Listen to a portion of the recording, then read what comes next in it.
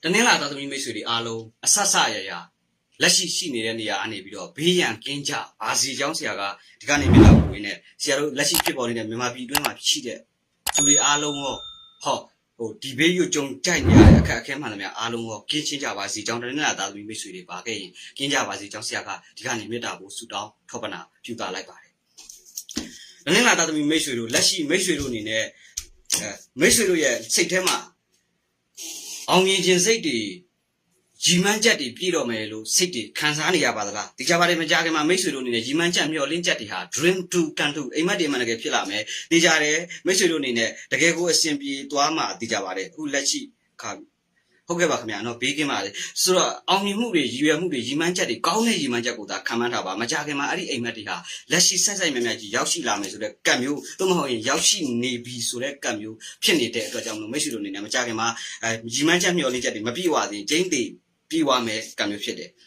လက်ရှိကံဟာမိတ်ဆွေတို့အနေနဲ့လက်ရှိနေရာချိနေတဲ့အနေထားထပ်တော့နှိမ့်ကျသွားနိုင်စရာတနင်္လာသားသမီးတွေမှာမပါဘူးနှိမ့်ကျသွားနိုင်စရာဆုံးရှုံးသွားနိုင်စရာမပါဘူးသို့တော့တနင်္လာသားသမီးမိတ်ဆွေတွေဟာအရန်ကြီးနော်ကိုပြန်ပြီးတော့သုံးသပ်ပါလက်ရှိအရှင်နေမှာအေးချမ်းမှုငြိမ်းချမ်းမှုတွေရှိနေတယ်ဆိုရင်ချွင်းရအနေနဲ့တိထပ်ပို့ပြီးတော့အရန်ကြီးလောမဆုံးဖြတ်ပါနဲ့ထို့တူပဲလက်ရှိနေရာကနေပြီးတော့ဆန္ဒလိုပေါ့ငါလုံရင်ကောင်းမလုံရင်ကောင်းလက်ရှိလည်းအဆင်မပြေဘူးအခက်အခဲတွေကြုံနေတယ်ဆက်ပြီးတော့တိုးရှက်ပြီးတော့လှုပ်ဆောင်ရင်ကောင်းမလားဆိုတော့မစိုးရိမ်နေနဲ့လက်ရှိရှိနေတဲ့အနေထားတဲ့နှိမ့်ကျသွားနိုင်စရာမရှိဘူးဆိုတော့ကာလဖြစ်ပါတယ်ထို့အပြင်တနင်္လာသားမိတ်ဆွေတွေကမိတ်ဆွေတို့ရဲ့စိတ်ထဲမှာလက်ရှိကာလအတိုင်းတာမှာမိသားစုနဲ့ငြိမ်းချမ်းခြင်းအေးချမ်းခြင်းနဲ့P.O.1 ပေါ့အလိုရှိနေသောကာလဖြစ်တယ်ဆိုတဲ့ကံမျိုးကြနေတဲ့အတွက်တော့ကောင်းမွန်သောကာလဖြစ်ပါတယ်ထို့အပြင်မိသားစုကိစ္စအိမ်တွင်းကိစ္စတွေမှာတုံးနဲ့တူတယောက်နဲ့တယောက်အစင်မပြေမှုတွေရှိလာရင်လက်ရှိကာလမှာငြိမ်းချမ်းမှအောင်အေးချမ်းအောင်စွမ်းဆောင်နိုင်သောလတုံးနဲ့တူတယောက်နဲ့တယောက်အစင်မပြေမှုတွေကိုညှိနှိုင်းတိုင်ပင်တင်သောလဖြစ်ပါတယ်ခင်ဗျာဒီလေးလပိုင်းတွေမှာဆိုတနင်္လာသားသမီးမိတ်ဆွေတွေအနေနဲ့ကျမ်းမာရေးနဲ့ပတ်သက်လာရင်အသက်ရှူမဝတာမျိုးနှလုံးနဲ့ပတ်သက်ပြီးတော့အားနေတာမျိုးလေးတွေအသက်ဖိုက်ဆန္ဒလိုပေါ့ရင်းနေပါလေအသက်ရှူမောရတာမျိုးစိတ်ပန်းလူပန်းဖြစ်ရတတ်တဲ့အတွက်ကြောင့်မလို့တနင်္လာသားသမီးမိတ်ဆွေတွေအနေနဲ့နှလုံးအားနေသောလားအသက်ရှူမဝသောလားဖြစ်တတ်တဲ့အတွက်ဒီလိုအခြေခံရှိတဲ့မိတ်ဆွေများကိုတော့ဘီယူဆိုင်တတိထားဆင်ခြင်ပေးဖို့လိုအပ်ကြောင်းထပ်လောင်းပြောကြားပါရစေအရေးကြီးသောခွဲစိတ်မှုလုပ်ငန်းတွေကိုဖြစ်နိုင်ရင်မလုပ်ဆောင်ပါနဲ့အလှပရေးရာတွေနဲ့ပတ်သက်ပြီးတော့ခွဲစိတ်ခြင်း operation ဝင်ခြင်းတွေဖြစ်နိုင်ရင်မလုပ်ပါနဲ့ပြင်လွန်းကမှာပြတ်တဲ့သဘောကိုစောင့်နေတဲ့တနင်္လာသားမိတ်ဆွေများကြုံရတတ်ပါတယ်နိုင်ငံခြားခီးသွားနဲ့ပတ်သက်ပြီးတော့ကြံ့ကြာဟန်တာတတ်ပါတယ်ရွှေဝင်လာမျိုးတွေဆိုလို့ရှိရင်မိတ်ဆွေတို့အနေနဲ့ရွှေဝင်လာတဲ့အခါမှာမိတ်ဆွေတို့အနေနဲ့မိသားစုအတွင်းမှာဆန္ဒလူတော့မဟုတ်ရွှေဝင်တတ်ပါတယ်ထို့အပြင်စက်ပစ္စည်းရင်နဲ့ပတ်သက်လို့တခိုးခံရတာမျိုးပျောက်တာမျိုးလေးတွေကြုံရတတ်တယ်လို့ရင်စက်ပစ္စည်းနဲ့ပတ်သက်ပြီးမောင်းနေတဲ့အခါမှာတတိထားဆင်နေပြီးဖို့နဲ့အလင်းစလို့လောမလုပ်ဖို့လိုအပ်ပါတယ်လူယုံမလွယ်ပါနဲ့ဒီလတာတော်တွေမှာဆိုလူယုံတတ်ပါတယ်လူယုံမိမိအနေနဲ့ယုံကြည်စွာလွှဲပြောင်းထားသောလုပ်ငန်းတွေတပည့်လက်သားလူယုံတွေနဲ့ပတ်သက်ပြီးတော့ကို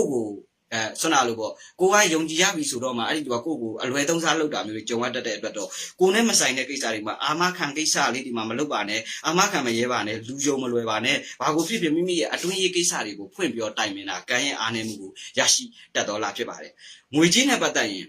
်မိတ်ဆွေတို့လည်းခင်ဗျာဒီလိုက်တာတော့ဒီမှာကိုကြောင်မဟုတ်ပဲသူတစ်ပါးကြောင့်ကိုနေရာမှာလည်းနည်းနည်းကုန်လိုက်ဒီနေရာမှာလည်းနည်းနည်းကုန်လိုက်နဲ့ဘာရဲတော့မဟုတ်ဘူးငွေကြီးနဲ့ပတ်သက်ငွေကညံ့တာတော့ညံ့တဲ့အထက်မှာတော့မပါဘူးဒါပေမဲ့အရန်ကြီးအဖက်တင်နေလားဆိုမတင်နေဘူးဒီလိုမျိုးတွေကြုံရတတ်တယ်သားသမီးကိစ္စလေးတွေကြောင့်ငွေကုန်ကြီးကြများရတာမျိုးလေးတွေ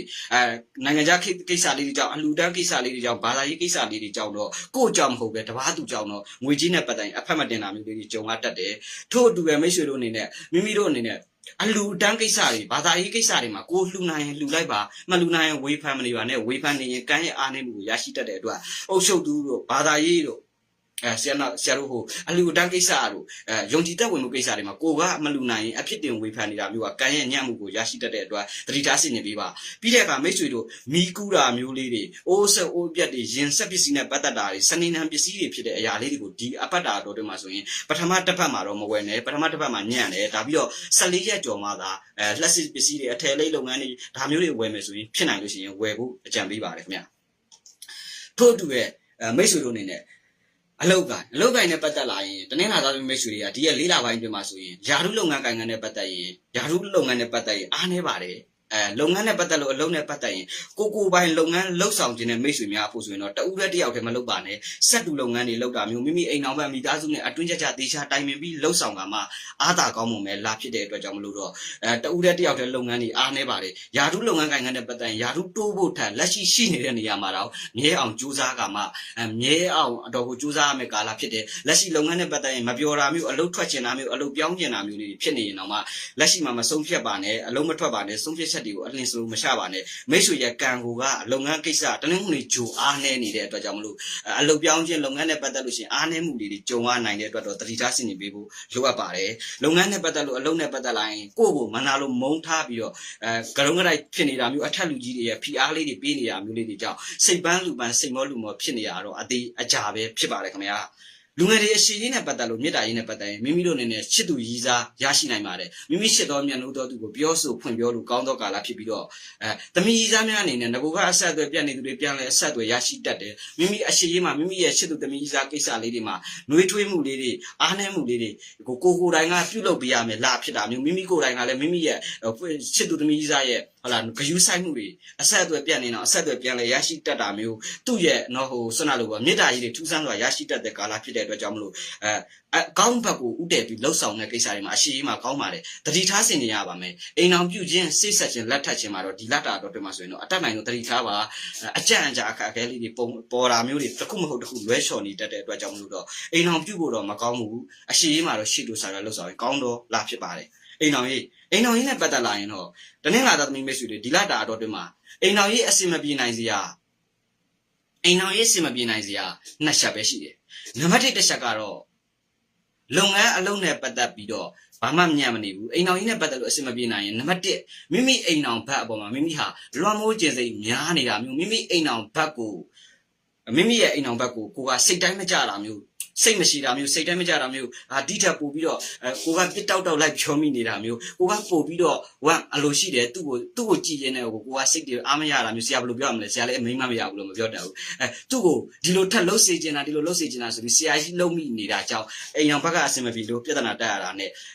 မိမိတို့ရဲ့အိမ်အောင်ကြီးမှာဂျားလူအတွင်းကိစ္စလေးဂျားလူပါလာတာမျိုးလေးတွေကြောင့်ဒါပြဿနာတက်ပြီးတော့ကျန်တာဘာမှဆိုးဝါးဘာမှမရှိပါဘူးအဆက်အသွယ်ပြတ်နေသူတွေအဆက်အသွယ်ရရှိတတ်တယ်လို့နီးဖို့တော့အားနေသေးပါတယ်အဆက်အသွယ်ပြတ်နေသူတွေအဆက်အသွယ်ပြန်လဲရရှိတတ်သောကာလအပိုင်းခြားဖြစ်ပါတယ်အိမ်အောင်ရေးအိမ်အောင်နဲ့ပတ်သက်၍ဖြစ်စေအစင်မပြေမှုတွေဒီထက်များလာတာမျိုးနေရာလုပ်ငန်းကိစ္စနဲ့ပတ်သက်ပြီးတော့များလာတာမျိုးတွေအစင်မပြေမှုတွေစတိုက်ကြုံနေရင်ဒီလက်ရှိကာလထဲမှာဆိုမကောင်းတဲ့အတိုက်ခိုက်တွေအတက်ပညာတွေစုံပညာတွေတိုက်ခိုက်တတ်တဲ့အတွက်တတိထားဆင်ခြင်ပေးဖို့လိုအပ်ပါတယ်တို့အပြင်အာမခံကိစ္စတွေမလွယ်ပါနဲ့အမှုကိစ္စတွေမလွယ်ပါနဲ့အမွေကိစ္စတွေမလွယ်ပါနဲ့မကူညီပါနဲ့အာမမခံပါနဲ့တတိထားဆင်ခြင်ရလိုအပ်ပါတယ်ဒီလက်တာအတော်တွင်းမှာဆိုရင်တနင်္လာတောင်တွင်းမိတ်ဆွေတွေကစက်တူလုပ်ငန်းတွေအကျိုးပေးပါတယ်မေတ္တာရေးငြိမ်းချမ်းမှုအေးချမ်းမှုတွေကိုရှေ့လို့ဆောင်ရွက်လှုပ်ဆောင်ပါပညာရေးနဲ့ပတ်သက်လာရင်ကိုတင်ယူလေ့လာသလောက်တိုးတက်နိုင်တဲ့နိုင်ငံခြားခရီးသွားနဲ့ပတ်သက်ရင်တစ်ခုမဟုတ်တစ်ခုနဲ့ပတ်သက်ပြီးတော့အခက်အခဲလေးတွေပေါ်ရတတ်တဲ့အတွက်ကြောင့်မလို့တတိထားဆင်ခြင်ပေးဖို့လိုအပ်ပါတယ်မိတ်ဆွေဟောင်းတွေဆွေမျိုးသားချင်းအဟောင်းတွေဝေးကွာနေတော့မိတ်ဆွေအပေါင်းအသင်းတွေနဲ့ပတ်သက်လို့ပြန်လဲစုံစည်းရတတ်တယ်လုပ်ငန်းတူအလုပ်တူတွေရဲ့အပြိုင်ဆိုင်တိုက်ခိုက်လေးတွေကြောင့်တတိထားဆင်ခြင်ရမယ်လားဖြစ်တယ်ရင်ဆက်ပစ္စည်းဝယ်လို့ရတယ်ထို့အတူမိတ်ဆွေအဟောင်းအပေါင်းအသင်းဟောင်းတွေနဲ့ပတ်သက်ပြီးတော့မိသားစုရေးကိစ္စအိမ်တွေရေးကိစ္စဒီလက်တာအတော်တွင်မှာဆိုရင်အမှုပညာလုပ်ငန်းလှုပ်ဆောင်နေတဲ့မိတ်ဆွေများအခုကတော့အမှုပညာလုပ်ငန်းနဲ့ပတ်သက်လာရင်တတိထားဆင်ခြင်ရန်လိုအပ်သောလဖြစ်ပါတယ်အထူးသဖြင့်ပတ်စံပစ္စည်းပျောက်တာမျိုးရွှေပစ္စည်းပျောက်တာမျိုးလေးတွေကြုံရတတ်တဲ့အတွက်တော့တတိထားဆင်ခြင်ပေးဖို့လိုအပ်ပါအကြောင်းဆရာကထပ်လောင်းပြောလိုက်ပြရစီခင်ဗျာဘာကိုဖြစ်ဖြစ်တနင်္လာသားသမီးမိတ်ဆွေတွေအတွက်ဆရာကဒီလက်တာအတော်တွင်မှာအကျိုးပေးစေသောအရာအနေနဲ့ဆိုရင်တော့အစိမ်းရောင်အပြာရောင်အကျိုးပေးစေပါတယ်အကျိုးပေးစေတော့နေသားအနေနဲ့ဆိုရင်တနင်္လာချင်းတွဲလောက်တာမျိုးတနင်္လာကြာစာပရိသတ်သမီးတွေဟာအကျိုးပေးကံကောင်းစေပါတယ်အကျိုးပေးကံကောင်းစေတော့အရက်ဟာတော့အရှိစုစုရက်ဖြစ်ပြီးစန်းတီယာအရက်ကတော့မြောက်ရက်ဖြစ်ပါတယ်အဆက်ဆက်ရအစင်ပြေစီရအကျိုးပေးကံကောင်းစေတော့ကဏ္ဍအနေနဲ့ဆိုရင်တော့9ကဏ္ဍနှစ်ကဏ္ဍ၄ကဏ္ဍဟာမိတ်ဆွေတို့ရဲ့ကံကိုတိုးတက်ကောင်းမွန်စေပါတယ်အကျိုးပေးစေတော့အရာအနေနဲ့ဆိုရင်အရေးကြီးသောကိစ္စတွေကိုပြုမှုဆောင်ရွက်တဲ့အခါကြလို့ရှိရင်မိတ်ဆွေတို့အဆက်ဆက်ရအောင်မြင်အစင်ပြေစီရအတွက်ဘုံတော်ဟုတ်လားဂုံတော်9ပါးကို9ခေါက်ကျွတ်သွားပြီးတော့လိုရာကိုဆောင်နှံ့ရင်အကျိုးပေးကံကောင်းစီတော်လဖြစ်ပါတယ်ထို့အပြင်ဒီလက်တာတော်တွေမှာမိတ်ဆွေတို့အနေနဲ့တတိထားစီနေရမှာတော့ဘာကိုလှုပ်စနေသားသမီးတွေနဲ့တွဲဖက်လုပ်တာမျိုးတွေဗုဒ္ဓဖူးသားသမီးတွေနဲ့တွဲဖက်လုပ်တာမျိုးကကံရဲ့အားနည်းမှုကိုရရှိတတ်တယ်လို့စကားပြောဆိုနဲ့ပတ်သက်လို့ရှိရင်ကိုကစေတနာနဲ့ပြောတဲ့ကိစ္စတွေမှာဝေဒနာဖြစ်ရတာမျိုးလေးကြုံရတတ်တဲ့အတွက်တော့တတိထားစီနေပေးဖို့လိုအပ်ပါတယ်မိတ်ဆွေတို့ရဲ့ အတွင်းရေးကိစ္စမိသားစုရေးကိစ္စတွေကိုဖြစ်နိုင်ရင်ဖွင့်မပြောပါနဲ့ဖွင့်ပြောကမှအားနည်းချက်တွေပေါ်လာရတတ်တော်လားဖြစ်တဲ့အတွက်တော့တတိထားစီနေပြီးရန်လိုအပ်ကြောင်းထပ်လောင်းပြောလိုက်ပါစီအဆက်ဆက်ရအစဉ်ပြေစီရန်တို့မိတ်ဆွေတို့ရဲ့ရောင်းကုန်တွေဝယ်ကုန်တွေအယောင်းတွက်စီဖို့အတွက်ဆိုရင်တော့မိတ်ဆွေတို့ရဲ့ကုန်ပစ္စည်းတွေကိုအမွှေးနှံတာဆွတ်ဖြန်းပြီးတော့နော်ဟိုအောင်တပီခက်လေးနဲ့ရိုက်ပြီးရောင်းမှာကအယောင်းဝယ်သွားပါလိမ့်မယ်မိတ်ဆွေတို့ရဲ့ကန်ဆာတိုင်းညံ့နေလို့ရှိရင်လည်းမိတ်ဆွေများလည်းဆွမ်းနာအတိုင်းပါပဲဆီယာ1389မှာဆီယာဦးကောင်းစေးချင်းမင်္ဂလာပြုလုပ်ဖို့အတွက်ဒီတစ်နှစ်မှာတေချာလေးစီစဉ်ပေးထားတယ်အချိန်ကောအရက်ကောဘယ်မျက်နှာမှုပြီးဘာရွတ်ရမယ်ဆိုတာအစဆရာတေချာကိုစီစဉ်ပေးထားတဲ့အတွက်ကြောင့်မလို့ကံကောင်းစီရန်အတွက်ဆိုရင်တော့ဒီလတာတော့ဆရာရဲ့1389အတွက်ကိုစောင့်ကြည့်ပါလို့ပဲဆရာဆက်လက်မာကတင်ဆင်းနေပါတယ်ကျေးဇူးတင်ပါတယ်တနင်္လာသားသမီးမိတ်ဆွေအားလုံးအဆက်ဆက်အရာဘီးဘီယာမှန်သမျှဝေးကွာကြပါစေခင်ဗျ